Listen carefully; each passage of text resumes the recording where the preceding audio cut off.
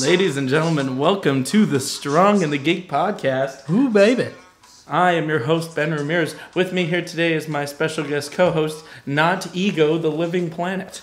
I am Wego, the dead planet. Yeah. Or Wego, the moving planet. It's actually just the ghost of a planet that we're speaking to here today. How's it been, Wego?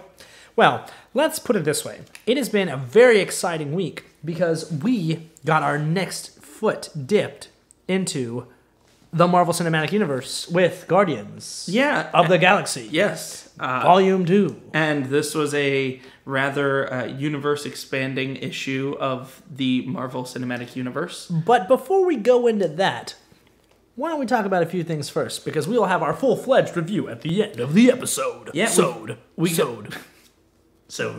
got a lot of stuff in geek news this week. A lot of stuff in video game news specifically, which is pretty cool. You guys can't see this, but he has such an erection to tell us the news. Go ahead, tell us the news. Dude, both of my dicks. Anyway. That was his erection hitting the mic. All right, so... Did you say both of your dicks? Yeah, both of them. Oh, come on. This week, we got leaked information. This is just from yesterday, I believe. Leaked information about the new Assassin's Creed, which will presumably get an official premiere at E3 this year. What is it entitled? Assassin's Creed Origins. Ooh, okay. And they're kind of reformatting the whole thing. It's not going to be like how any of the other games have been. Altair? It's going to take place in ancient Egypt. So it's like the beginning of the Assassin Templar story. Of the Assassin's Creed. Its origin, so to speak. And it is supposed to be open world. They're describing it, when they are describing it, they're like, like Skyrim. So instead of it being very narrative driven, like you're playing through a story, it's more like you're just an assassin in ancient Egypt. And there's going to be side quests and side storylines and stuff like that. How much money are you going to bet that you go inside a pyramid? Oh, you better. You better be able to... It's worth the cost of admission. Parkour up the side of a pyramid. You know what? You should be able to slide down the side of a pyramid. Yeah, how the hell are you going to parkour up it? Gravity would make that... Well, they might still have the scaffolding. Okay, yeah. You know what I mean? Because it's ancient Egypt. But apparently it's going to take place involving two different protagonists, one male and one female, like they did with Syndicate. They're bringing back naval battles. And from what I understand, you can presumably sail the Mediterranean and go to Greece. And that's cool. That does sound pretty cool. Yeah. I'm hoping that we get a launch window for this year. Maybe by this Christmas or whatever. We'll see at E3. It might be possible that it doesn't come out until 2018, though. Now, as far as games that are coming out this year, I've already talked about Shadow of War on a previous episode, which I'm super excited for. This week, we got new information about a game that I didn't even know was actually in development, Darksiders 3. Ooh. Darksiders 3 will be launching, I believe, this fall or end of this summer. It follows Fury, who... I know the biblical people out there are going to be like, well, that's not really one of the horsemen of the apocalypse. It's war and death and famine and pestilence. Well, famine and pestilence would make shitty horsemen to play as. So, for those of you who play the game series, they changed famine and pestilence to fury and strife. This game centers around Fury. It's the only female horseman of the apocalypse. She has a sweet BDSM outfit and fights with a whip because, video games are made by perverts. They gave the information for the game leaked online, and then they came out with an official trailer for it and some alpha gameplay footage. It looks great. It looks like the other games, the same art style. Fury looks really cool, although I don't love the voice acting, at least in the trailer. I need to be honest with you. I've never played any of those games, but I know you've talked a lot about them. Yeah, I'm a big fan of the series, and when THQ went under and declared bankruptcy, I just thought, well, Darksiders is done.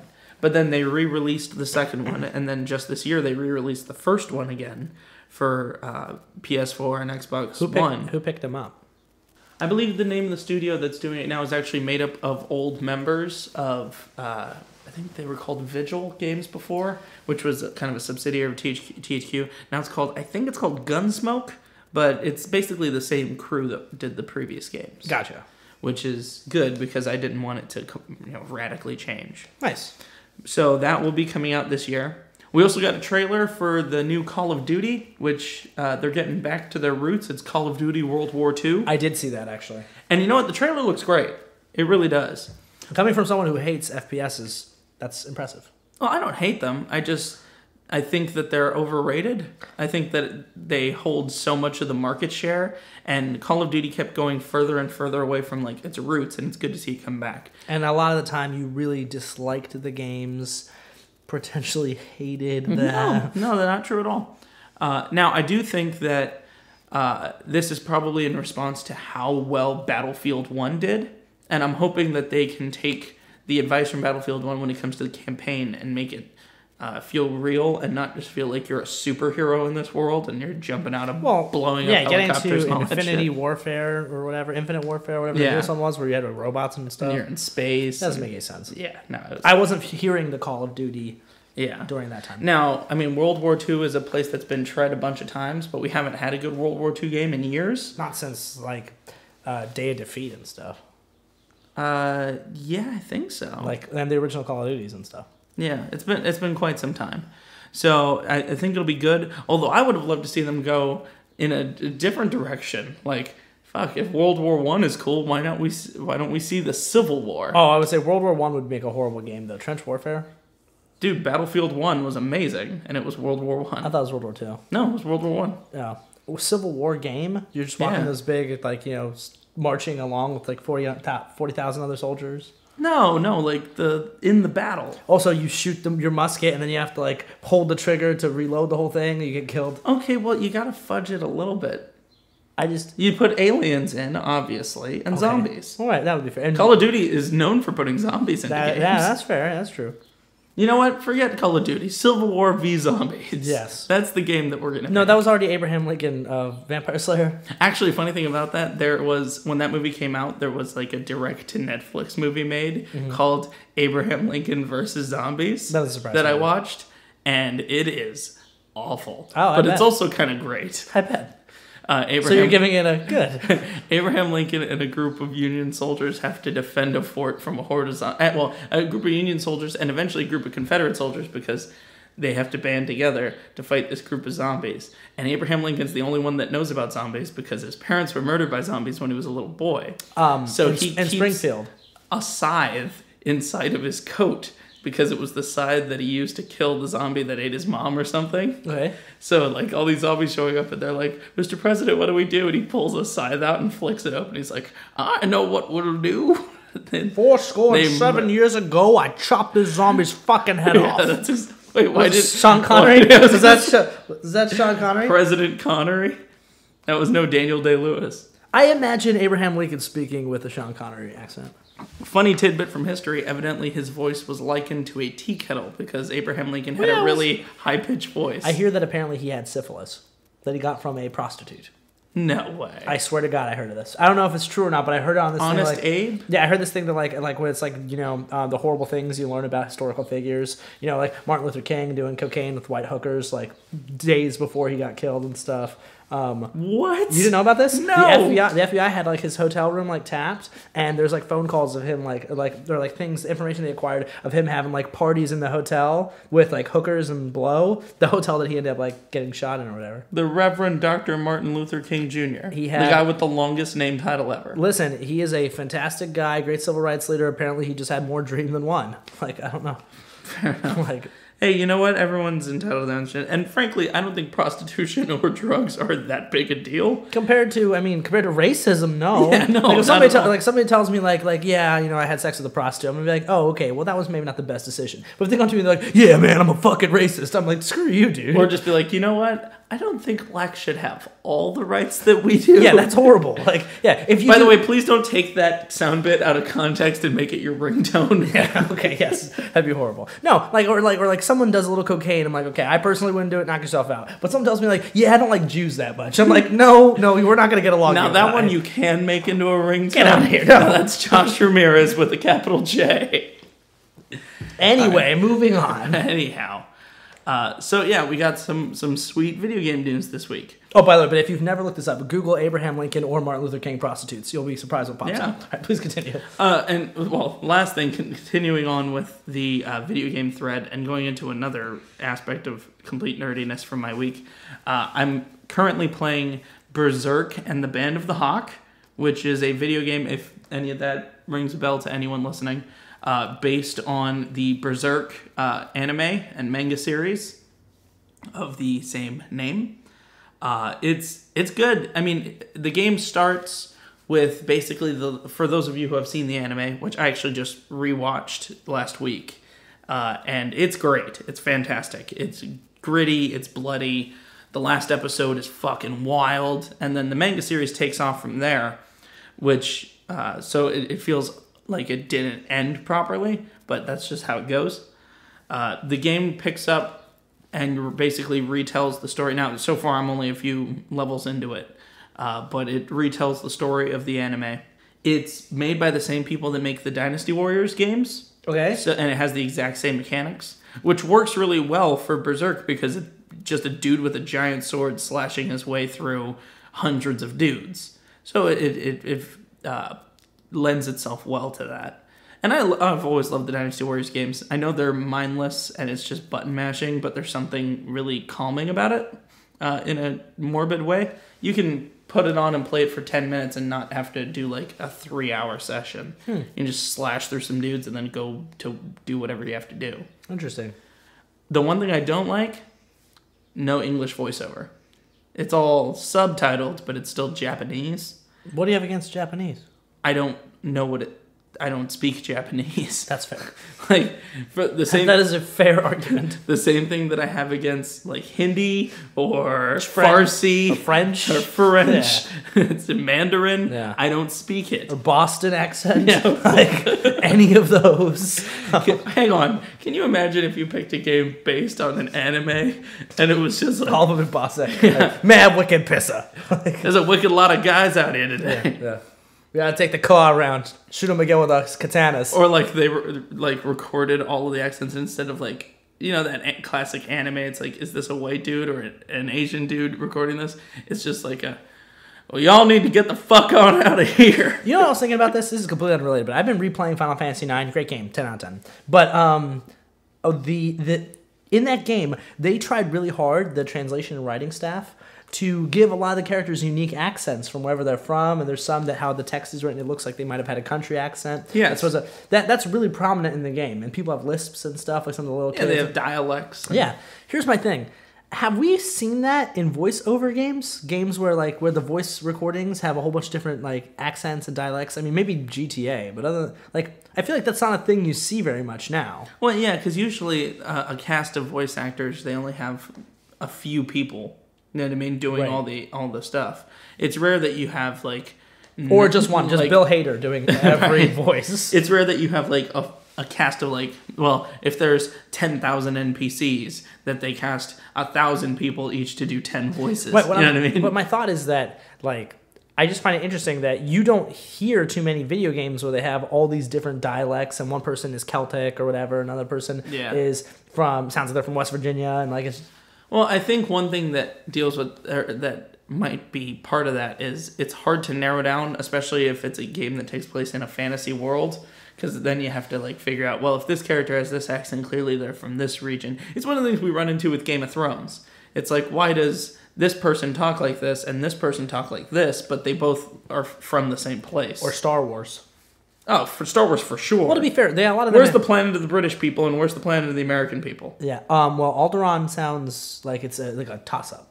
Yeah, Alderaan changes. Alderaan changes. Either that or Leia just puts on airs. Like she did a semester abroad on Coruscant. So when she comes back, she's like, oh, I'm going to talk like a Coruscant person. No, I think what it was is that when she's in like diplomat mode, she feels like she has to talk like all prim and proper and governor talking. And space English. But the second that, you know, the ruffians show up, it's like, all right, you bastards, let's use the garbage chute. Yeah. Like, it's kind of like... Get this fuzzball out of here. It's kind of like Harley Quinn in Suicide Squad, how she started that off with like a weird Brooklyn accent, and then after that she was just like, we're bad guys. Yeah. It's like, where did that accent go? That there was another movie where I felt like, excluding movies, House of Cards, I felt like Kevin Spacey's accent just like falls in and out. Yeah. Throughout at least season 1, just in and out all the time. There was a movie where I remember it now. This gets me every time.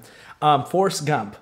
Gump, the entire movie, Tom Hanks, the entire movie does a great job with that accent. This is a total tangent, by the way. But there's one scene when he totally breaks character in regards to his accent. And it's when they're all putting together their guns, training for Vietnam. He goes, finish drill sergeant or something. But it's just Tom Hanks saying, finish drill sergeant. It's not the Gump voice. Because every other time you hear him, he says like, drill sergeant. And he like says it. But, yeah. And go back and watch it. You're going to be like, yeah, that's not Forrest Gump. I mean, you're going to catch mistakes in every movie if you are paying close enough attention.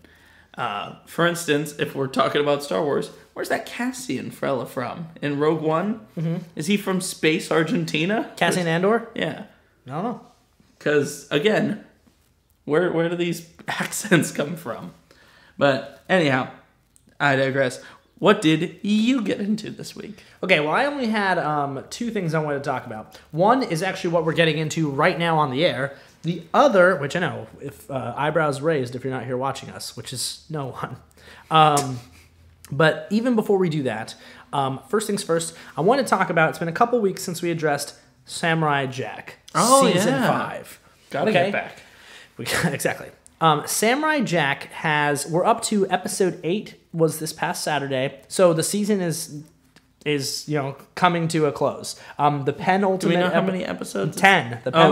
The penultimate episode is this one on Saturday, and then the series finale, which I'm hoping is more than 22 minutes. I'm hoping it's longer. I'm hoping it's 40 minutes or... Yeah, like do a full hour. That'd be great. I was hoping to God that it'd be a whole freaking movie. Would be awesome. Did you also hear that there's going to be a little Samurai Jack spinoff series called Lil Jack being made by the people who do Teen Titans Go? There's no way that's true. That is absolutely true. No. Why didn't you wait till afterwards? Oh God, no. You know what? I don't want that at all. You're right. No, I'm afraid it's going to be terrible. Well, Jack. All right. I'm going to block that from my mind. I'm going to pretend you didn't say that and talk about Big Jack. God damn it. Okay. Oh, Lil Jack. Lil Jack. Lil apostrophe? I think so. Oh, son of a bitch. It could be Little Jack. That's even worse. Okay. Lil Jack does sound like a rapper, doesn't he? Yeah. Yeah. Okay. Anyway, so in the past couple episodes, we have seen Jack and Ashi, their relationship changed. Ashi broke free from kind of the metaphoric chains of Aku and literally had like a rebirth. She lost her blackness, meaning like her stuff that was on her. She scrubbed it off. She was covered in like some kind of like ash material. Yeah. That was it. Honestly. Hang on. Ashi and ash material. No, I was going a different direction. She was black and ashy. Is that what you're saying? No, dude. No. Her name's Ashi, and she was covered in black stuff. Yeah. Actually, honestly, you're the racist. No, hold on. Enough with that. Enough with the race. This has been weird, man. It's a weird race joke in this one.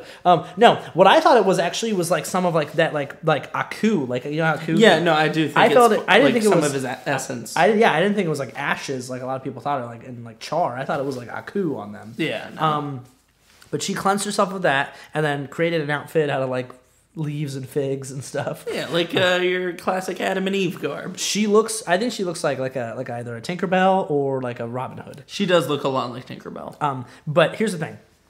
I was cool with that, seeing her be reborn, and her and Jack developed this friendship and team up. Jack got his sword back. A lot of people complained they thought that was too quick. I actually liked the callback to how Jack's father got his sword, but the gods. So I liked that. That was cool. Yeah, and the gods were like Odin and Horus. Which is exactly what it was. The 3 gods from before. Odin, Horus, and I can't remember who the last one was. No, I think it's Shiva.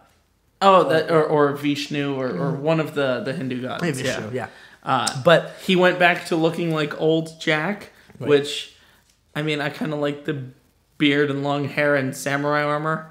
I wanted the armor. I wanted the armor. Seeing him walking around looking like Jesus about to get crucified was getting old. And I mean, for those of you who don't know me physically, though, I have long hair and a beard, so I'm a bit biased. To be fair, I liked bearded, long-haired armor Jack. I did. He looked sweet. He looked super sweet. But part of me felt like it needed to end with him being in regular Jack. And the last episode or 2, he was basically in a diaper because he had lost everything. Yeah, for a while. Oh, for I think 3 episodes. But here's the thing. So this most recent episode, episode 8, had Jack and Ashi getting caught in this like prison, this like experimental like space sort of prison thing that crashed on Earth or whatever. Yeah. And they encounter these creatures. This creature in particular, it's like made out of slugs. yeah, it's like a bunch of parasites that come together to create a big thing. And they had to battle it. They figured out how to defeat it. But that's not the thing here. The big one about this episode that I've heard on the internet, I've seen some comments and stuff, people being like whether they either love it or hate it, is that this episode finally, after Jack and Ashi developing this friendship, this is the one where they literally dive into a romantic. Oh yeah, they totally like fuck in the blood of their enemies. Then here's the thing. They have a blood orgy at the end of this episode. It started the sexual tension in this episode is right from the get go, and the writers are not being like shy about it in any way. They are being straight up. So for instance, Ashi feels like something's poking me, and Jack's like, "Oh, that's my sword, I'm sorry." And then he gets really nervous. While they're fighting, Ashi's clothes get ripped, and he's like, "You're naked!" And he like blushes. And here's the thing. I personally thought like that it was funny. It was very Samurai Jack-esque, like seeing him blush and be like, "Oh, you are naked, but private things are private," because he's like a samurai. It's also fun to see them like mid-combat, and he's more concerned about her covering up. Yeah, because them fighting is no big deal. Yeah. She killed an entire army in the episode before this. And here's the thing. It culminated in after this moment where they're playing this like love song, and they kill and they're standing there, and it's just like cuts like in like the next second they're just making out. Yeah. And you know where it's gonna lead. Oh yeah. She's already only wearing his clothes. Yeah. But here's the thing. He's in a diaper. So people either love Jack and Ashi. I've heard them called Joshi now. Which, by the way, I personally am a big fan of the name. Joshi. Yeah, wink wink there. I like that. But and then I've heard other people say like they absolutely hated it. They said that the 7 episodes and the tone of the season is ruined by it taking this turn. Well, I'm sure people had the same argument with Batman hooking up with Batgirl at the beginning of The Killing Joke. Right. Because to me, it did seem like a father-daughter relationship at first. With Ashi? Yeah. I didn't get that vibe. I saw it as... I mean, Jack at this point is, like, what, 80? Right. I mean, 50 years in the future, and he was probably about in his 20s or 30 or whatever before he got thrown in the future. So... to him, she must seem like a child because she's, what, 18? But he's still just as naive as he always was. No, he's super wise. Yeah. No, but he's just physically young. Yeah, but he's also naive. Like seeing her and like the entire time him not knowing how to act around girls with like their hand touch and he was sweating shows that he knows combat. He's been trained in combat and science and all those things, but he's never and being so isolated. This is him, and after 50 years of basically being alone, he does not understand human relationships. Ashi is bringing him back to the ability to connect with people. The one thing he's not perfect at. I guess so. That I like. But it's the same thing as like Twilight, where it's like, yeah, no, I know you guys look the same age, but you're like 400 and she's 16. Which I get that. But here's you guys are on completely different levels. I think that she's rescuing him to a degree, and I mean, come on, like he's drawn as a good-looking dude, she's drawn as a good-looking chick. Like, yeah, fair enough. I mean, so someone inevitably, actually, there's no doubt in my mind. If you go to Tumblr or Reddit right now, someone has drawn them inevitably looking good together. If you know what I mean. Yeah. So probably in a bed made out of Aku's dick. And you know what? Actually, I'm gonna bet. I'm not gonna actually bet money because I know someone will take me up with this. DeviantArt? No, that definitely exists. No, that the Jack and Ashi porn parody is probably on its way. Ah, Joshi. Joshi, the porn parody is most certainly coming, and you heard that from a Joshi. And it'll be like them on the couch, and Aku will come as a pizza man. He'll be like, "Pizza delivery." Oh God, I want to go play Aku in the porn parody.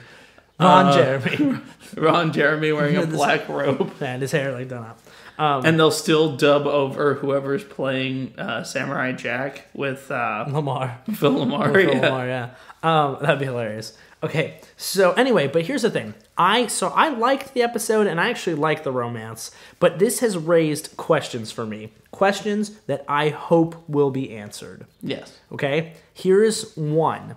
What does Jack's penis look like? Yes. 2. There's only 2 episodes left. Do they have enough time to wrap this up, this romance? Without What am I? Lil Jack. That's what Lil Jack's about. Oh, on Cartoon Network. No, my thought is, will they have enough time to wrap this bad boy up and that story thread and have it done? And are they going to have enough time to have a final good defeated Aku and also answer the questions that are left in terms of, is he going to go back to the past? Is he going to change history without feeling rushed? Or is it going to have time to do all that in only 2 episodes if they're only 22-minute episodes?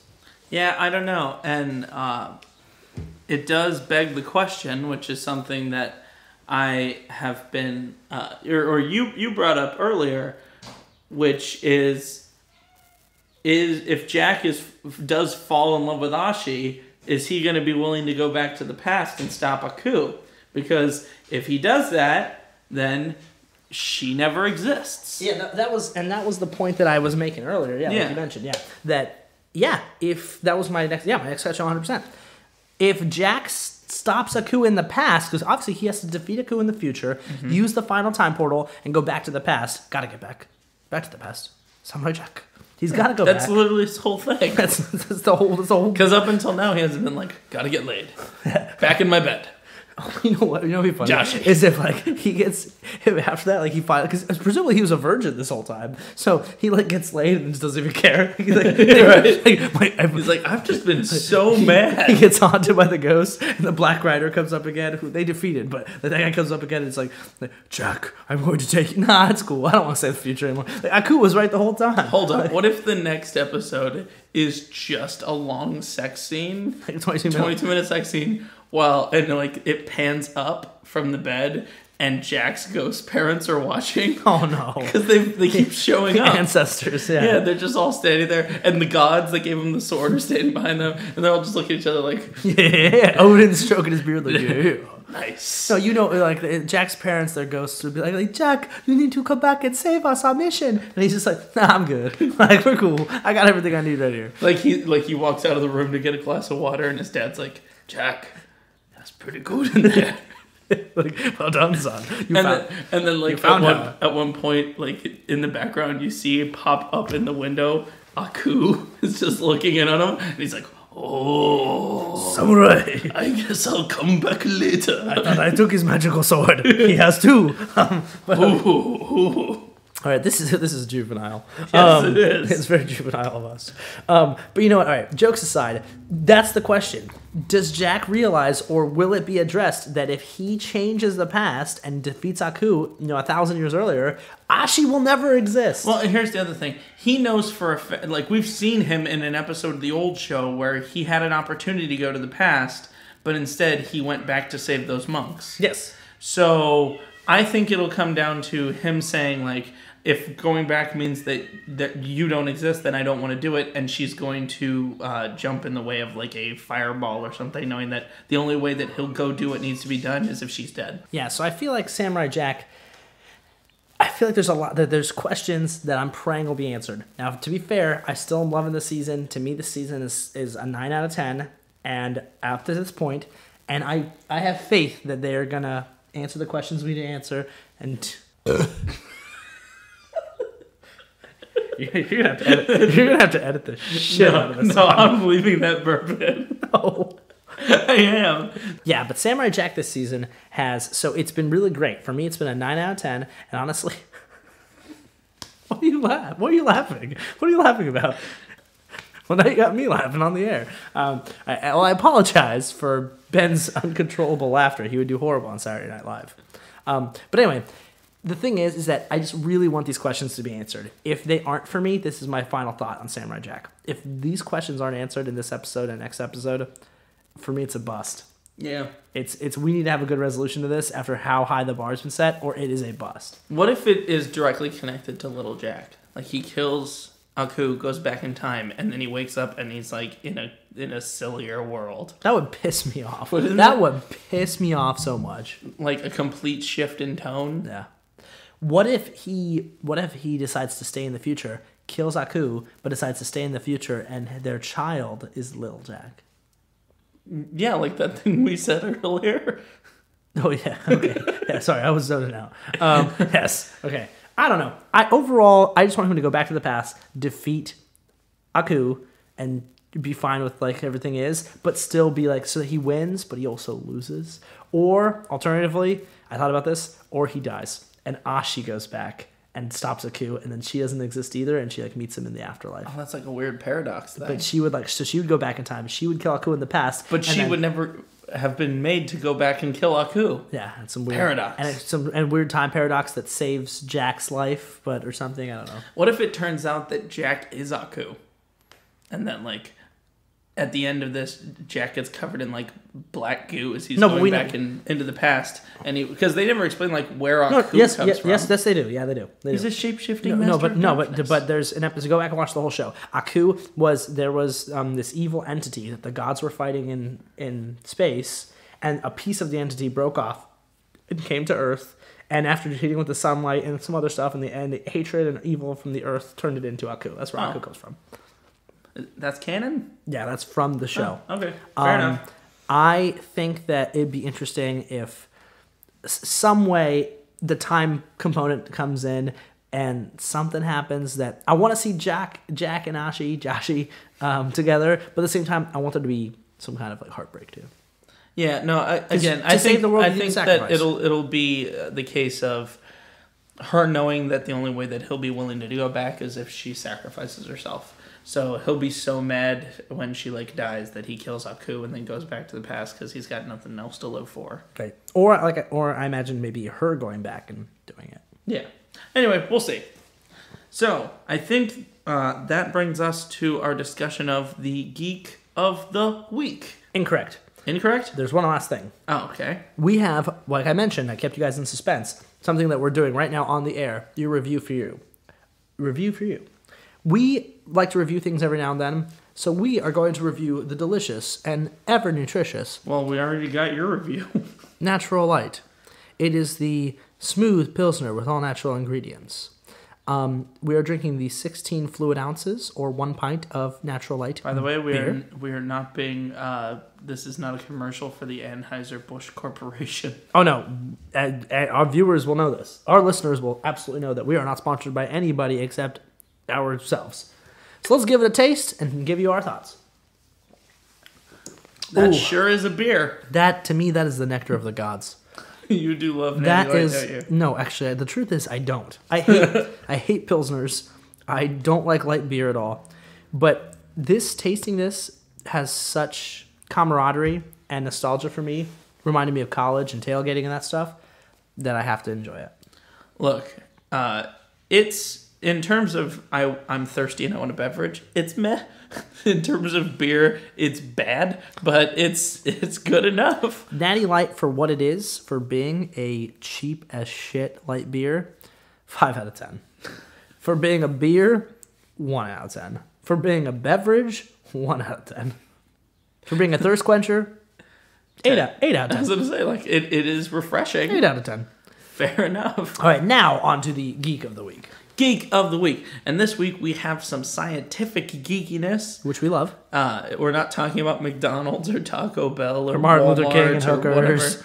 We're talking about a group of actual geeks learning some shit that they didn't know before. And I'm going to let you take this one away.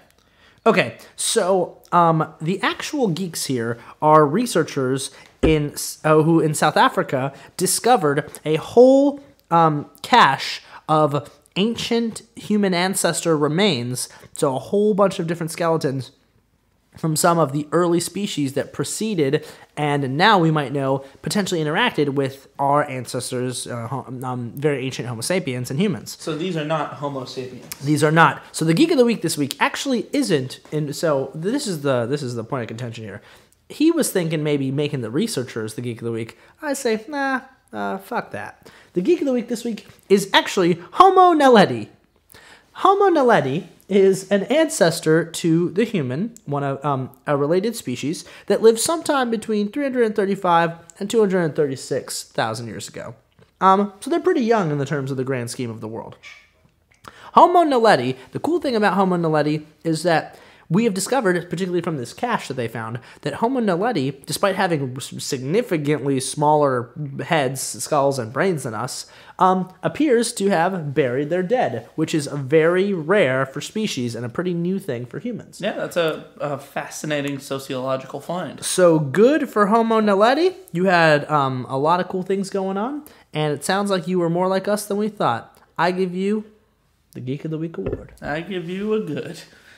What if it turns out that Homo naledi were like the ancient aliens? Ooh, maybe. Yeah. As opposed to that Homo erectus, which is the funniest name for like a group of people ever. Yeah, well, I mean, whatever you're into. It's like gay boner, the species.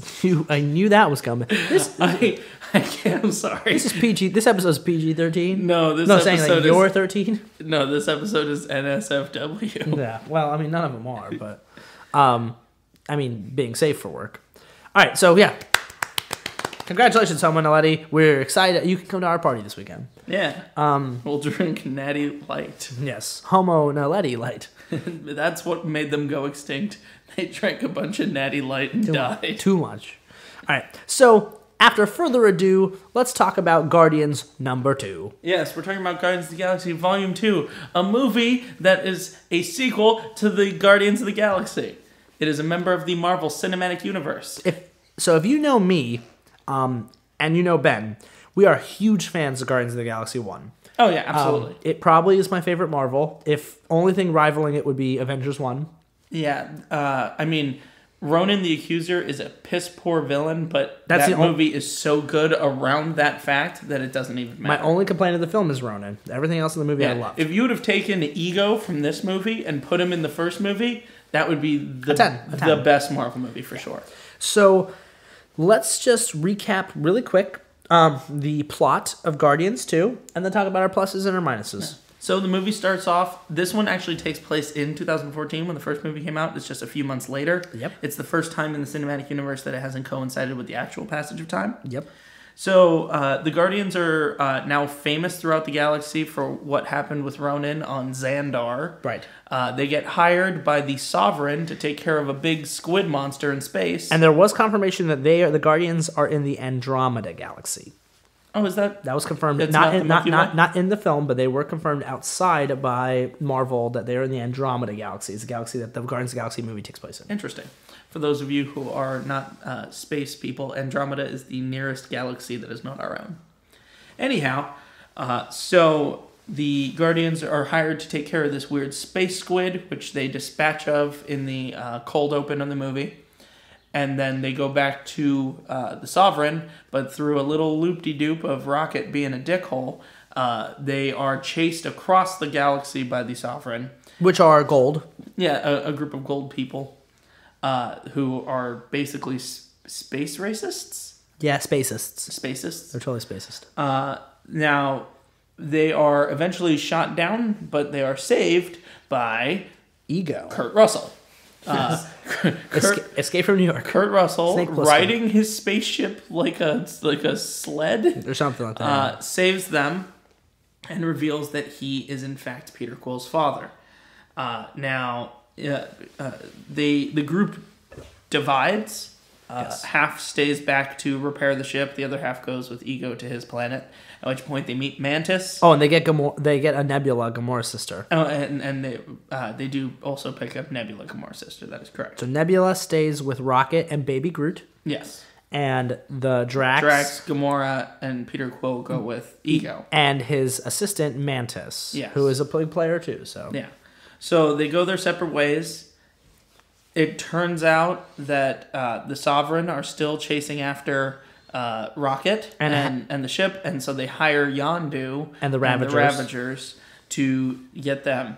In a subplot, turns out Yondu is actually kind of exiled from the main Ravagers, which I guess aren't just like a gang. They're apparently, like a whole society it's a religion. It seems like the Ravagers are like a pirate guild or something. Yeah, kind of like the Pirates in the Caribbean thing we talked about last week. Yeah, like it's really similar to that actually. Although oddly enough, Sylvester Stallone cameos in this movie as one of the original because he's the leader of the Ravager, but the actual group, which we'll get to in the post credits, but his character is Starhawk, which was actually the original Guardian of the Galaxy. Guardian from the original Guardians of the Galaxy Right. group before Star-Lord, from back in the 60s, I believe. So basically, the Ravagers, Yondu's done something to betray them, so he's not considered part of the team anymore. But Yondu and his band of Ravagers set off to get a Rocket and presumably Peter Quill, but they don't know that they're not together. Meanwhile, they arrive on Ego, the planet, and this is where it's a beautiful planet. Mantis and Ego are showing everybody around. Peter Quill it's revealed to him that Ego is the planet. They do this thing where he teaches Peter that he's able to connect to the life energy of the planet, and Star-Lord's really good at it. Meanwhile, it turns out that Ego is a celestial, which in the Marvel Universe is one of the most powerful things there are, right. Which is actually a departure from the comics. Right. But is still a cool fact that now they're bringing Celestials into the universe. Actually, which they hinted at in the first Guardians with the skull, with with the unknown, as well as the big thing in the clip where they show the Infinity Stone, the thing that touches the world and everything dies. Right, that's also a Celestial. Yeah. So Ego is one of those folks. So Drax and Mantis and Gamora kind of go off on their own thing. They figure out Mantis has a change of heart after what appears to be maybe some kind of affection for Drax. Yeah, Nebula shows up. Nebula and Gamora. Well, hold on. You're skipping ahead. Fair enough. Well, I'm saying, in the meantime, so they figure out, okay, Ego's up to no good, and Peter Quill's being courted by him for a while. On the flip side, Ravagers find Rocket and Nebula, capture them. Nebula tells them, kind of sides with the Ravagers, so they let Nebula go. But they turn specifically just because she wants to kill her sister. Yes, and then they turn on Yondu because they think Yondu's being soft on Rocket. So they start killing people. This is where Nebula goes off to catch Gamora and them. Rocket and Yondu pull a fast one, and Baby Groot a fast one, and end up getting themselves out of there, basically just killing every Ravager, which was a pretty cool scene to me. Yeah. Although it does beg the question, if Yondu is this powerful, what the hell? Why do we need the Guardians of the Galaxy? Which I said out loud sitting in the theater. I was like, why would they need anybody? Yeah. I mean, we saw him be super powered in the first movie with that little arrow. But in this movie, it's just like, oh, okay, so he killed an army. He can by do himself. whatever the fuck he wants. He was Ashi. Yeah. Especially with that advanced head fin. Yes. Which is how he's drawn in the comics. Yeah. So they escape away and they get to Ego's planet, and it all culminates with them all arriving on Ego's planet. Peter Quill, the big twist, the spoiler alert, he finds out Ego killed his mom. Yeah, but the big twist is that Ego's been impregnating women across the galaxy, and has because he's been trying to find. He's trying to pass on his celestial gene. And he finally did in Star-Lord. No one else has been able to. And that he killed his mom. He killed Peter Quill's mom, whatever her name is. To not have an attachment. Yes. To Earth, because he actually did love her, but he doesn't really understand the concept of that because he's millions of years old and also a planet. So that drives Star-Lord bonkers. Huge battle. Basically, they blow up the Death Star, and Star-Lord becomes dies Man of Steel for a little bit. Yes. Yondu dies in the movie. Yeah, fireworks, and then 5 fucking post-credit scenes, which is too many post-credit scenes. Yeah. Big funeral. The movie ends with a big funeral for Yondu, and the Guardians, so Nebula goes off to do her own thing, vowing to kill Thanos. Mantis presumably joins the Guardians. Mantis joins the Guardians, and that's it. End of movie. Yeah. Then we have post-credit scenes. Yeah, some of which have information, others are just kind of fun. Okay, so we got Adam Warlock. Yeah, okay, New villain. So we get the Sovereigns, and she's talking about creating a new perfect life form. We see a weird cocoon type thing, and she says, I'm going to call him Adam. To those of you who are not familiar with the character, Adam Warlock is a person who is, the original text is made by a shadow corporation here on Earth to be like the perfect man. In a cocoon. Yeah, he does have a cocoon which he uses to like regenerate himself. Right. But he gets the soul gem placed into his forehead, which gives him all these crazy powers. He does have the power to manipulate the power cosmic. Which presumably the soul gem is the one in Vision's head, right? No, that's the mind gem. Oh, so the soul gem is yet to be seen. That's the only one we haven't seen yet. But because we won't see Adam Warlock by Infinity War, I'm presuming that something else. I think the soul gem is going to show up in Thor Ragnarok. Probably. And I think that it's going to be what divides, this is my theory, it's going to split Hulk Bruce from Banner. Bruce Banner. I would guess that too. Because that's the whole thing about the soul gem is pulling the soul out of a body. Right. So I think it could have the power to separate the two of them into two separate entities. Which would be related to what Loki did in the animated one. Yeah. Movie. So Adam Warlock goes on to be a member of the Guardians of the Galaxy. He's crazy powerful. At one point in the comics, he does wield the Infinity Gauntlet because he fights Thanos a lot. In fact, actually, in the comics, Gamora is his sidekick for a while. And I think that's how she becomes a member of the Guardians. Maybe. So he's going to be a good guy. But presumably they're going to fight him first in Guardians 3. Yeah, that's which usually is what happens. But in any case, so we get the reveal of Adam Warlock. That's a really cool one. Right, we got Starhawk and the rest of the original Guardians of the Galaxy coming together as a group. All of those characters like Ving Rhames, the little robot head, which was voiced by Miley Cyrus. The red dude who had the magic powers, who gave the magic thumbs up. Some crystal guy. The crystal guy, and the girl whose name is escaping me right now. Well, presumably we're going to see them in the future as a team. Well, James Gunn has already said they will have a role to play in Guardians 3. They were actually, it's a fun little Easter egg because all those characters were the original Guardians of the Galaxy before the crew that we know now. Right. Then we have a couple unnecessary ones, like the second in command guy to Yondu trying out the head fin and stabbing Drax. It's funny. That's actually Sean Gunn. That's James Gunn's brother. Oh, okay. And actually, it does beg the question, is he going to become a member of the Guardians? Or at least is he going to take over the Ravagers squad? I hope they get rid of the head fin and he just like that shot shows him like thinking about doing it and then it just doesn't. Like, nope, I'm just going to keep the arrow as a memento. Right. Because he looks ridiculous. Absolutely. But I do want more of him because he was actually great in this movie. Right. And then we get Teenager Groot. Yep. Which, you know what? That scene, while funny but dumb, does serve a good purpose. It shows that Groot is aging very quickly. Yes. And by the time it catches up to Infinity War, he'll be an adult again. Which I wanted in this movie. Yes. Baby Groot's fine, but I miss Groot. And I will mention it after we're done this, when we get to our likes and dislikes and my feelings about Baby Groot. Yeah. And then the last one was actually one that I really liked, which was Stan Lee with the Watchers. I actually disliked this. You disliked it? Yeah. I mean, I would have been fine with it if it was just the cameo and they left off this post-credit scene. Yeah, me too. That's how I feel. I like that they threw this into the movie, though, Stan Lee with the Watchers, because Stan Lee is credited in the credits as Watcher Informant. And it makes so much sense now that they keep sending him back to Earth to observe the stuff that's happening, which pulls all of the cameos into... There's a reason for it. It's not just Stan Lee being like, and now I'm here, heroes. Right. And he's always a different person, or he's popping up somewhere else. So now it makes sense, yeah. Which I thought that was fun, clever. Howard the Duck popped up, too. He wasn't in the post-credits. No, he was in the movie. Like, the same scene. I fucking hated that scene. On that porn planet? Yeah, he says... Okay. Try a duck on or something? Yeah, he said something like, you know what they say, the duck's the best, or whatever. Once you go duck... I literally said, nobody says that. I said it out loud, and my wife was like, shh. Shut up. Okay, so that's basically the movie. Do you want to give your out of, or wait till we give our... First, let's go through it, because it might change as we discuss the movie. Okay, so here's the thing. Should we just start from the beginning of the movie and work our way through the things that we liked or disliked? Okay, so the movie begins just from the get-go. Baby Groot begins the film. The movie opens up with Kurt Russell on Earth.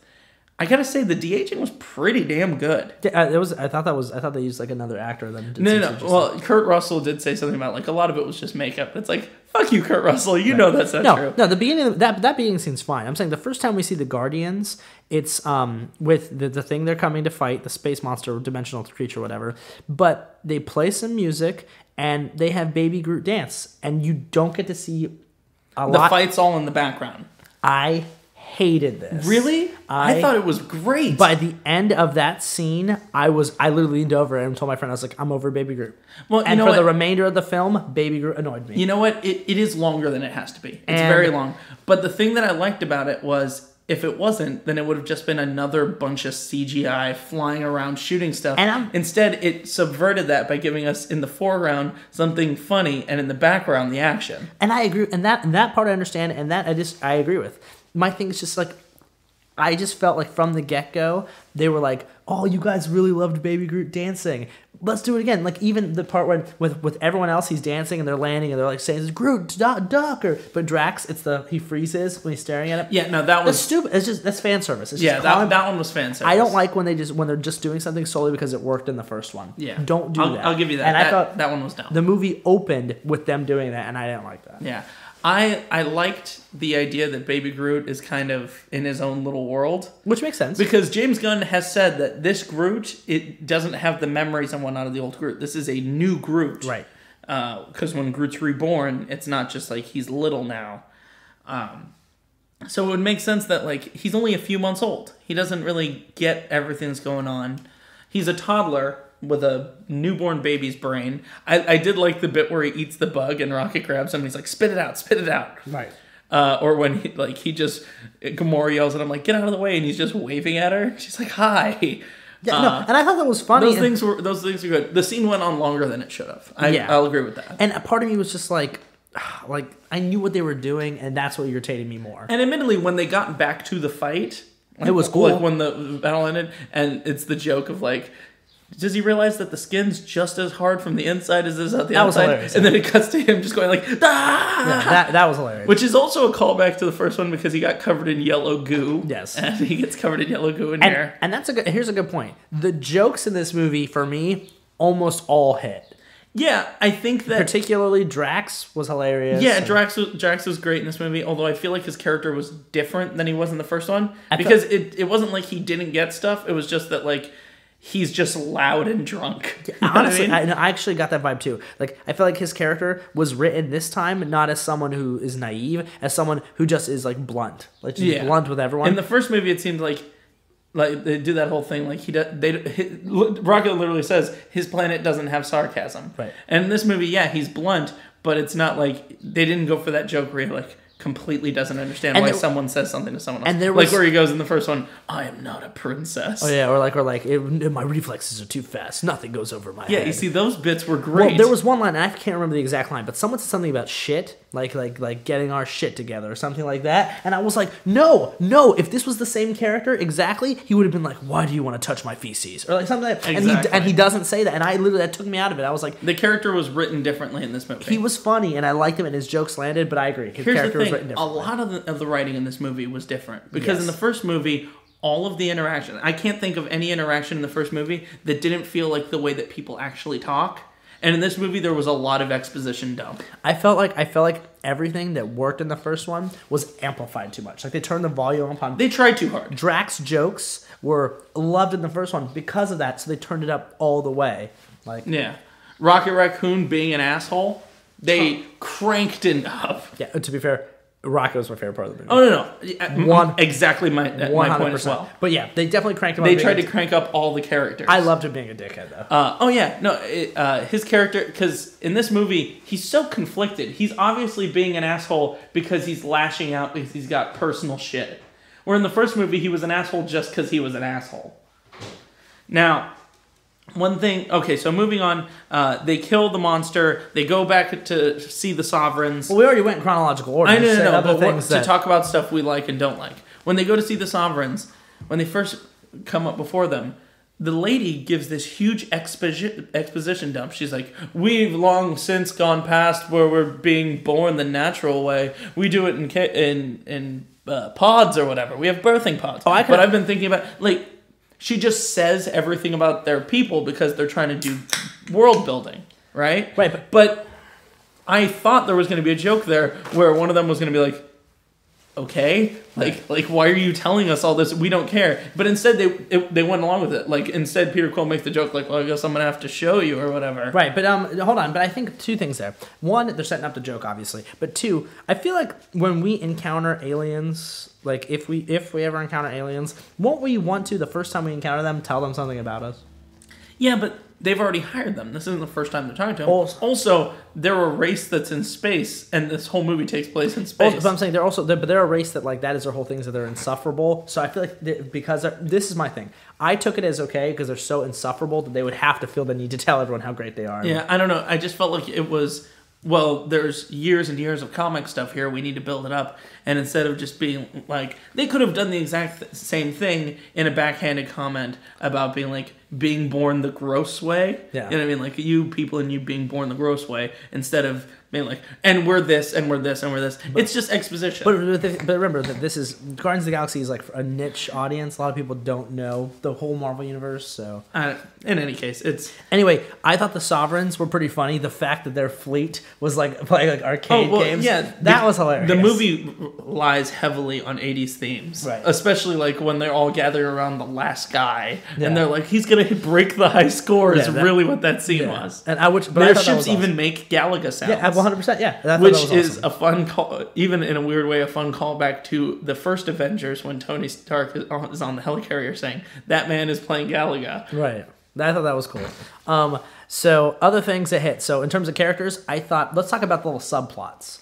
I thought that the Peter Quill and Ego subplot was good. Seeing them, it's seeing them play catch with the thing. That was hilarious. Yeah, I laughed so hard. There was definitely some stuff in this movie that you could have trimmed down to make the runtime a bit zippier. I 100% think it dragged out. That one was fun. I agree. I feel like a lot of this stuff dragged on. This movie did feel very long. It felt long. Gamora and Nebula, their subplot, and like what we found out about them, I actually enjoyed. Oh, you see, I disagree. I feel like Nebula didn't belong in this movie at all.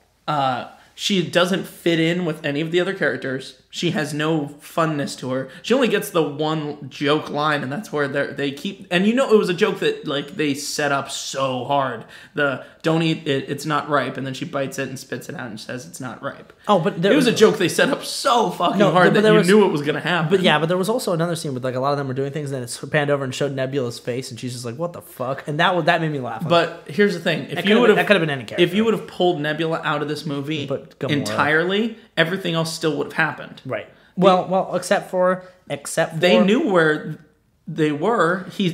Rocket told the Ravagers that he would take them to him if they left Groot alone. But what did they go and work for the Sovereigns for in the first place?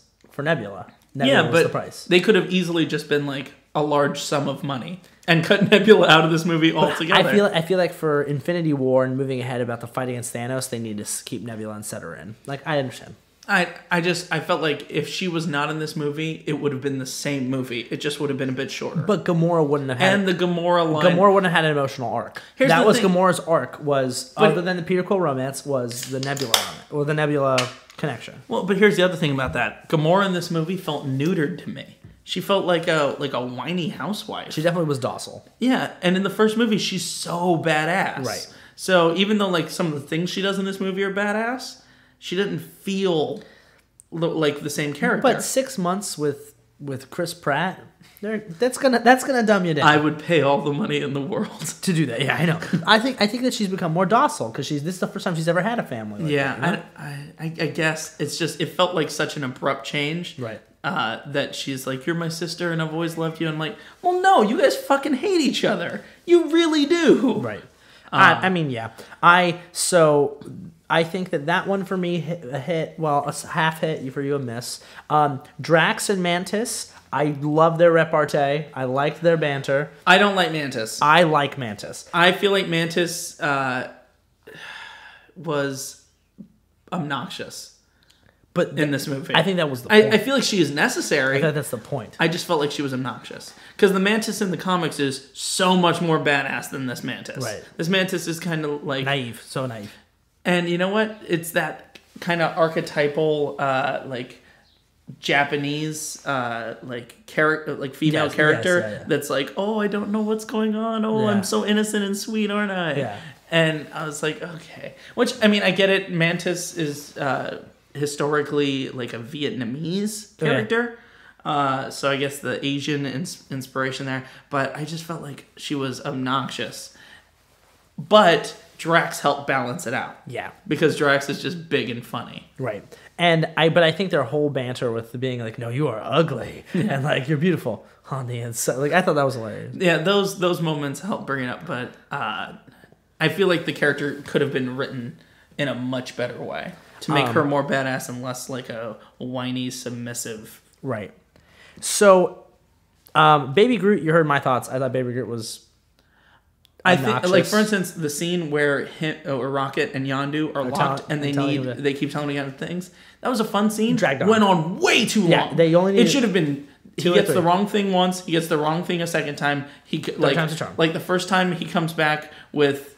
And well, you know what? And the thing is, I like that he keeps bringing back bad things, but it should have been like a quick montage. It went on for like so when he long. drags the table. I like that they were like, "Why would that? How did you even pull this off?" And then he comes back with the toe, and they're like, the guy's eye and stuff. Yeah. Like, okay, and it's funny, but it definitely went on too long. It could have been much zippier.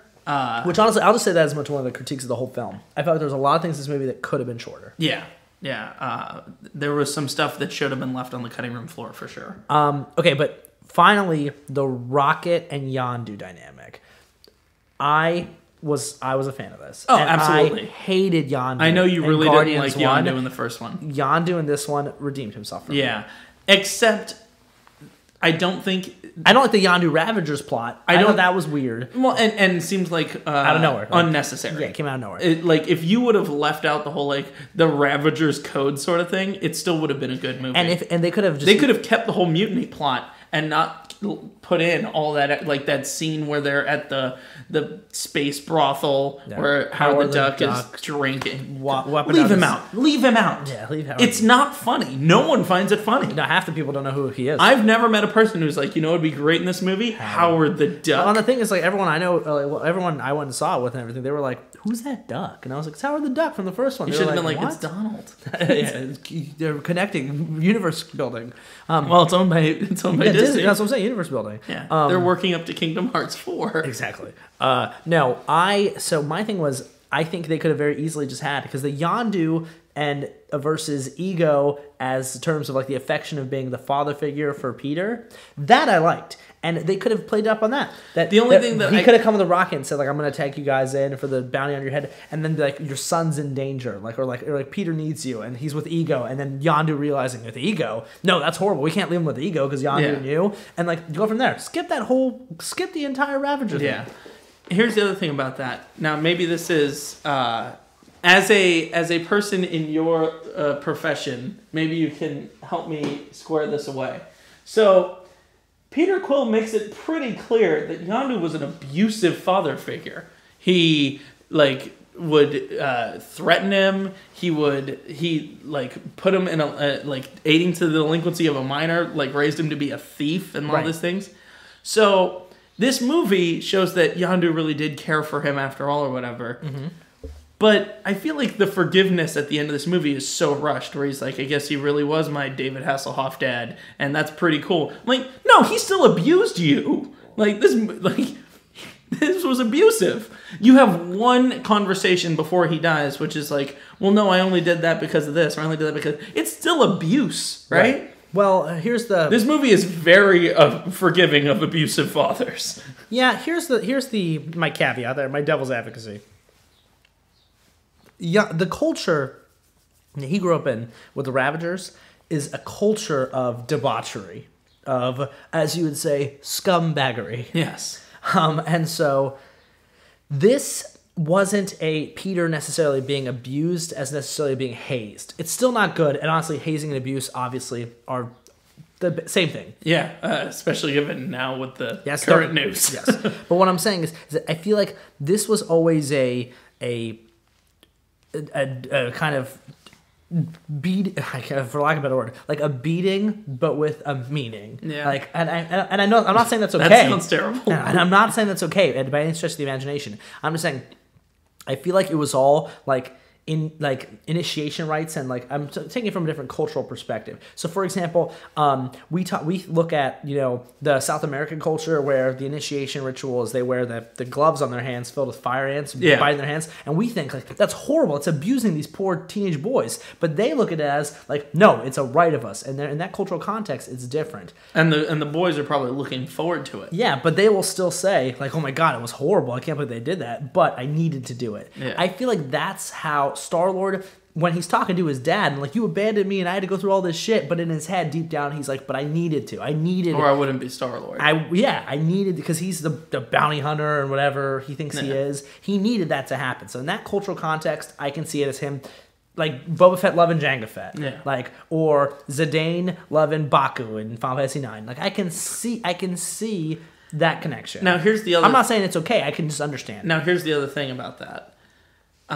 In the first movie, they never set up this father-son dynamic. It felt more like a older brother, younger brother, sibling rivalry sort of thing. Or even just like uncle, like an uncle nephew. Yeah. Like when they were trying to eat you on Terra, I never had Terra before. Yeah. It did not feel like a father-son dynamic at all. Which maybe... It felt like it was kind of forced into this movie to set up this... Because this movie has a strong concept of parent and child. Absolutely. You see it with Rocket and Groot. And family in general. You know what I mean? You see it with Gamora and Nebula's sisters. And then, of course, the main plot line, which is Ego and Peter Quill. And then Mantis tapping into the fact of what Drax has lost, which is his family. Yeah. So this movie is very reliant on family. Yeah. So why does it have to... I don't know. It didn't feel like the father-son dynamic was earned. It felt like at the end of it, just say, like, I had a pretty cool dad. He's not your dad. You never once in 2 movies have you said, like, he was like a father to me. Okay, but I would say that how it was described, what happened outside of what we see in the films, and the emotional connection that we did see from Yondu and Peter Quill, I bought it though. I liked it and I bought it. I bought into it. I knew Yondu. Now to be fair, Yondu dying, I saw that coming like a freaking mile away. Oh, like, no, absolutely. Yondu's gonna die. There was an interview with James Gunn where he said, like, when I first wrote the movie, I didn't want to kill off Yondu because I wanted him to be a member of the Guardians, but I saw no other way for this story that I created to end properly. Yondu was totally dead from the beginning. I was like, Yondu's gonna die. Yeah.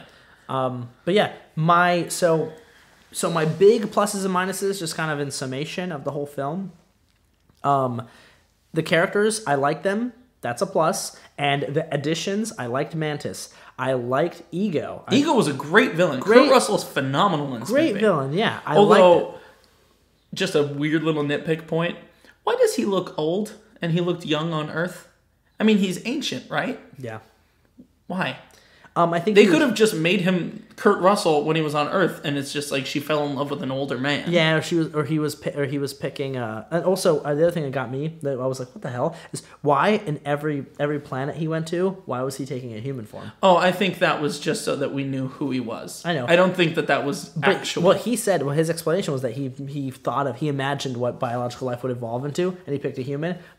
There's a galaxy. Yeah, I guess that's true. They say that. It doesn't make sense. A galaxy. Oh, yeah. I just thought that was like him doing it as a perspective. Nah, huge fucking pothole. Yeah, I guess. The other thing is he does say that if I'm off this planet too long, this form will wither. Right. I'm like, well, you're on this planet now. Why do you have grays there, Silver Fox? Yeah, like I didn't think about that. That's actually a huge... It doesn't make any fucking sense. Yeah, that's true. Like, either make him just like he wanted to be distinguished and he looked like an older man back in 1980 when he meets her behind the Dairy Queen. Right. Which they really wanted you to see that Dairy Queen. They did. Or just de-age him through the whole movie, which don't do that because that's a bad idea. Yeah. Kurt Russell looks great in this movie, and he literally does look like he could be Chris Pratt's father. And they have very similar bone structure. And a villain. He looked like a villain. Yeah, but he didn't feel like a villain. Right. Not until like when he does the whole thing about like, I really did hate having to put that tumor in your mother. It really does seem like he's not being villainous. He's just like... Man, it kind of sucked. Yeah, I think... I shrugged. I know you can't see me. I shrugged. But I think that what we know of him, he comes off as such a dick because he's acting like such a dick up to that point. And we're all like, oh, it's Star-Lord's dad, so it makes sense that he's a dick. But the thing is, no, this is something that took me out of it too. If you're an ancient, like, alien being, you're not going to work with the nuances of like contemporary American dialect. Like you wouldn't speak that way. And that actually is something that one of the few things that I love it in the Guardians, and I love it in the Guardians too, but it still takes me out of it. When they talk about things like when he says in Guardians, I'm like, what a bunch of a-holes. Aliens wouldn't talk that way. Or maybe they will, but they wouldn't use our slang. Like, that stuff takes me out of it. I'm like, that doesn't make any sense. Why do they talk like that? Yeah, that's one of those things you just have to roll over. The punches, because if not, the script would be so fucking weird. Yeah. If it was like, what a bunch of gleep glops. Okay, but Star Wars does that. Like scruffy looking nerf herders, and I accept it. Yes. I'm like because I know in that universe that is an insult. That doesn't mean anything because it's a different universe. Like I totally get it. Like, and it begs the question: what is a nerf herder? Is that a racist comment? Is that like saying towel head? Or bantha fodder? Like okay, so I get it. You're bantha, the food for a bantha, but like, why does it make me feel bad? No, but nerf herder sounds like a racist comment, right? Doesn't it? Who's scruffy looking? And he says, "Who's scruffy looking? Are his family nerf herders?" I don't know. See, so the whole thing it poses a lot of questions. But it does some universe building, whereas just calling someone an asshole doesn't do any universe building. Not at least unless you're talking about like the physical body universe. Anyhow, but yeah. So for me, the pros. The jokes landed. I think the characters were all played well, and there was good emotion in this movie. And I like the character arcs. I like them. And obviously the movie looks spectacular. Yeah, beautiful. But my cons and the fun playbacks to the 80s. Yes, and the music, I liked how the soundtrack played into it. Yeah, I felt like it was a bit too much. That was my first everything. The acting too much. In the first movie, they had like 3 or 4 pop songs sprinkled in, and it was in places where it felt really fun. In this, it was like it had the Suicide Squad thing. It felt like Suicide Squad was really influenced by Guardians of the Galaxy, and this movie was really influenced by Suicide Squad. I feel like a lot of things. That's my biggest complaint. Other than my little complaints are I feel like it dragged on at parts. I feel like there were some things that took me out of it, like you mentioned. Actually, you just mentioned the Kurt Russell thing that took me out. That now I think about it, like, yeah, that doesn't make any sense. Yeah. There's a lot of things that I was like, that doesn't make any sense. But my biggest complaint and my final complaint is just too much of a lot of things. Too much Baby Groot. Too much playing music. Too much joking. It felt the need to joke all the time. Like even anytime it would get serious and then something would happen, like someone would say a joke or something, I was like, no. Sometimes let them be serious. You can have serious scenes without it changing the tone of your movie. Exactly. And you know what? I'm sure that whatever composer was writing songs for this movie, I'd want to hear more of his work. Yeah. You know what I mean? I don't know who the composer was because it was like a really long music video. Right. Which, one of my major cons in this movie is fucking Kurt Russell explaining the song Brandy, which we started at the top of the hour. I hate anytime when they do that. Someone does it's so cringeworthy. Yeah. Where someone like wants to tell you the lyrics of a song. It's like, no, just let me listen to the song. Right. And you know what? It would have been better if it was for the audience to come to that conclusion. I agree. But they spelled it out. And again, they did it twice. Yeah. He says it and then they talk about it again later. Yeah, and it's so annoying. Cringeworthy and annoying. Yeah. Don't do that. And you know what? I love the song Brandy, and it does set up an interesting thing, but leave that for the audience to figure out. Right. Or other songs in the movie. Like, leave it for the audience to figure out why you place that there. Oh, I like to look in hindsight and be like, wow, that actually fits on... it makes it so much better on a second watching. And on a but I don't level. need to watch this movie again because I got everything the first time. Yeah. Because you spelled it out for me. Except for Howard the Duck's D. Other pros in this movie, because that's significantly... Those are mine, so you go for your... For my pros in this movie, I'm with you. The art style is fantastic. It's absolutely beautiful. Oh, time out. Sorry. And I loved the end credits. The art during the end credits was awesome. It was done so well. And shimming David Hasselhoff in there is always hilarious. Now, the new Marvel opening logo, stupid. Way too fucking long. That's stupid. It is. Well, yeah, it's dumb, but it's also so long. Go back to the original flipping the comic book pages. It's so cool. It's just the flipping the pages and the da-da-da-da-da-da-da, and that's it. That was cool. Or, here's an idea.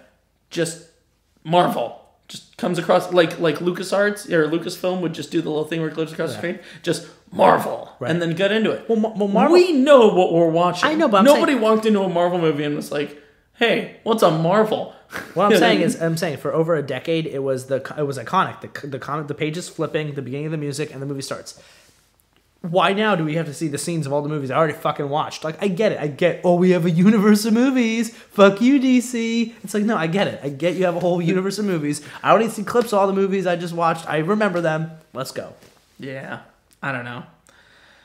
Anyhow, as far as other pros go, we already talked about, I loved the touch of the 80s. I loved some of the things that... It does also bring up the plot holes of, like, well, has he had these 2 mixtapes in that Walkman?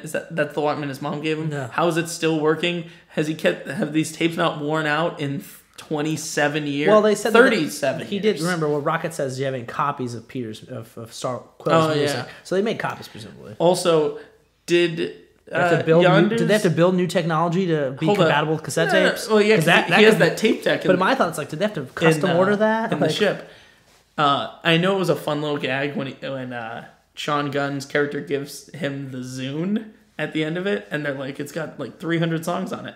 That's fun. You're in space. I'm sure you have an unlimited amount of music. That ship has terabytes of data. It's a fun joke because obviously now in our time period we're like, Zune, I remember that. They're making a joke to the early 2000s. I got it too, but I was like that doesn't make sense. But it's also the question of, well, he's giving that to him in 2014 and saying they're doing this on Earth. No, they're not. No, but remember, he said that like one of them picked it up from like a few years back when he was on Terra. So. Oh, okay. I will say, another thing I liked, the set pieces were good. I thought. Yeah, I feel like some of them were unnecessary. Yeah, well, even as we said before. Even the Yondu rocket, as we mentioned, even though it's like ridiculous and overpowered, it was like seeing him just kill everybody and like the explosion stuff. To be fair, it was a cool scene. But yeah, overall, I would say that the set pieces and the battle scenes and everything were really cool. Well done. You know what? I just remembered one other part that when I watched the movie, I was like, again, it was just like a joke, but it took me out of the movie. Actually, the joke isn't what took me out of the movie. It was the thing implied by the scene. It's when they're on the snow whore planet, robot prostitute planet. The brothel. Yeah. And the sovereigns show up and they have this long train and they're rolling out the blue carpet and the wheel gets stuck or whatever. The red carpet. No, I think it was blue. Anyway, it doesn't matter. So the wheel getting stuck and everyone like is... it's funny, I guess. It's not really funny, and it kind of just makes the movie longer. That whole scene just makes the movie longer. Oh, yeah, cut it out. That's not the part that really bothered me. They knew exactly how much carpet to put on this roller to put her right in front of Yondu. Mm-hmm.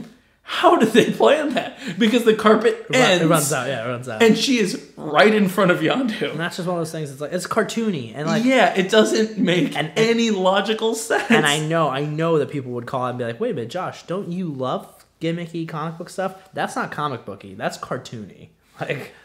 Like, which are not synonymous. Again, if you're gonna do that, you need to not like wink at the audience like we know what we did, and someone just needs to be like, man, they planned that perfectly. Right. You know what I mean? Like, just two of the rappers be like, if they'd have had like 6 inches less carpet, she'd have had to step in the snow. Yeah, something along those lines I would enjoy. Yeah, just something to be like a nod to the audience, like, we know it's silly and dumb, but this is a silly, dumb universe we've built. Right. The extra credit scenes or the after credit scenes, extra credit. I've been in school too long. The after credit scenes, some of them were good. The other ones I wasn't a big fan of. Overall, in summation, with everything we've said, for me, Guardians of the Galaxy Volume 2, initially, when I left the theater, I was still laughing at some of the jokes and I enjoyed it. But after some time to reflect and have some introspection, for me, 7 out of 10. Well, and that's why we don't record these episodes like right after watching the movie, because you need a couple days to absorb it and process, think about it. Yeah. For me, in the grand scheme of the Marvel movies, I think this one's a meh. I'm going to say good, not great. Yeah, it was entertaining, it was fun, but it wasn't a good movie. It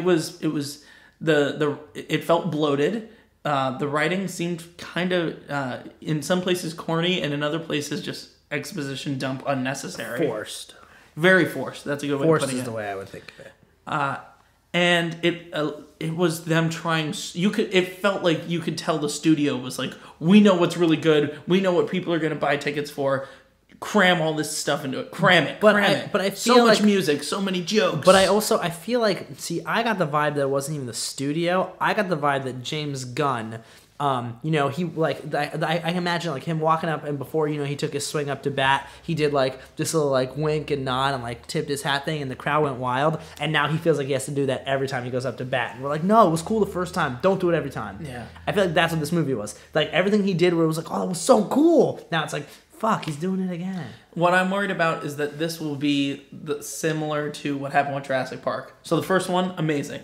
The second one didn't seem to understand what made the first one great. So it was just like, you guys really love dinosaurs eating people, right? So let's just give you a shitload of that. I disagree. I think that this movie totally understood what made the first one great, but was like, instead of understanding the nuance of like... That's what I mean. Yeah, you like this, so we're going to keep the same thematic elements. Instead it was like, you like this? Let's crank it up. Yeah, there was no subtlety. Yeah. I'm worried that the third one, if it follows the progression, will be god-awful. I hope it's not. I doubt it. With that cast is stellar though. And to be fair,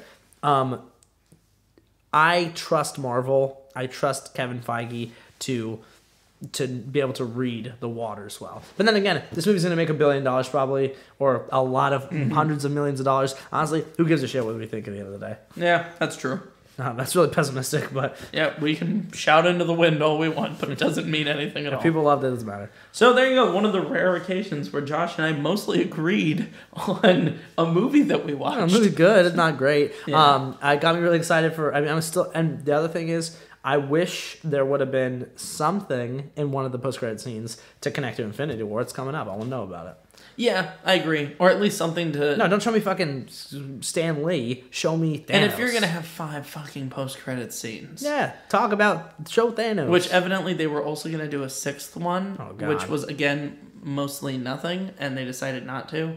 I mean, like, if... Okay, I know that you got at the end of Avengers, you made your first one that was like... It was just an extra joke thrown in, them eating shawarma. But... One of the things that made those post-credit scenes cool was that it made you excited for whatever literally the next movie. Yeah. And Doctor Strange set us up for Thor Ragnarok, leapfrogging over this one. And then this one only set up itself later on. Right. Just like Doctor Strange only set up itself later on. Right. Except for the Thor Ragnarok scene.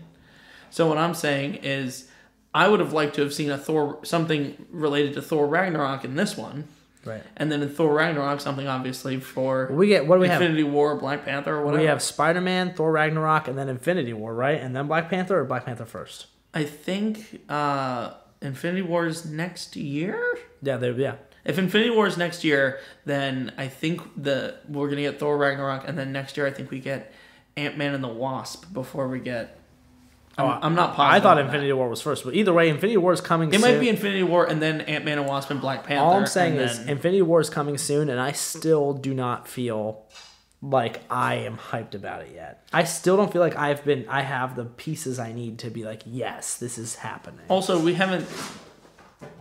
Thanos hasn't been worth a shit yet. No. He really hasn't. So... I agree. I was thinking, like, even in Guardians 1, like, the most we've seen him Ronan do kind of told him off. Yeah, the most we've seen him do is tell Ronan that he's a little bitch, and then put on a glove and say, "I guess I'll have to do it myself." In 5 years, you know what I mean? Like a long, long time from now. I'm praying that Thanos is done well, because if the best Marvel, what's presumably the greatest of the Marvel movies is going to have a shitty villain, that's going to be disappointing. Look. I'm worried that Infinity War is just going to be a bloated mess. It's gonna either have to be 3.5 hours long, or it's going to be just like so much going on that you're like, I don't. There's too many characters in this movie. I'm the kind of person who's fine with a 3-hour movie. Just like I'm fine with an hour and a half episode of Strong on the Geek. If it's a 3-hour movie and it keeps your attention the whole time, that's the difference between the Lord of the Rings trilogy and the Hobbit trilogy. There's a big difference between keeping your attention and doing great world building and being a slow, boring film. Right. But yeah, so you heard it here. We both think the movie not bad. All right, you know what? If my scale is bad, meh, and good, it's a meh. It's like the good end of meh. Mine's good. I call the movie good, not great. Yeah. But yeah. Or the low end of good, so it's like good. For me, a 7. For me, a 7 is good. Yeah. So yeah, that's gonna about do it, I think, for the Strong and the Geek. Before we send you off on your way, though, for all of you who are unaware, Harrisburg Comic Con is not this weekend, but next weekend, May 19th, 20th, and 21, at the Harrisburg East Mall. And it's not at the Farm Show Complex this year? Nope. And that's probably for the best. The Strong and the Geek will be making a special guest appearance, at least on one of the days of this. You're making it sound like we're doing a conference or something. I know, no, I was going to say that. But we are not going to have a booth or anything or a table. We'll be walking around enjoying the convention. So if you can't make it, you will be sure that we will have our recap of the convention for you. But if you do make it and you see us, please feel free to tweet us or message us. Let us know you'll be there. We'd love to see all of our wonderful listening fans. And of course, send us dick pics. Yeah, for sure. Also, hit us up, Facebook, Twitter, at Strong and Geek. You can follow me personally at the Ben Ramirez. You can follow him at Ramrez4Prez. Make sure that you check us out on iTunes, iTunes, SoundCloud, and YouTube. Give us thumbs up and likes and all of those things. Make sure you check us out for any future episodes. You can give us comments to let us know what you think future episodes of the show should be about, or if you have any thoughts about this. If you think we're dead wrong about Guardians of the Galaxy Volume 2, I challenge you to tell us different, because we are the experts and you're clearly not. You're probably just sitting around doing nothing right now. Cheetos in one hand, your dick in the other. But I think that's going to do it for us. With all that said, I guess you stay strong. And stay geek.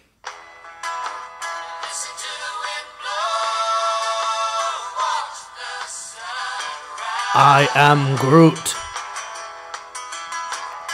I am Groot.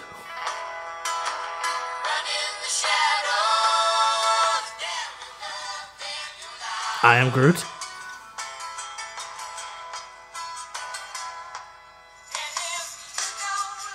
I am Groot.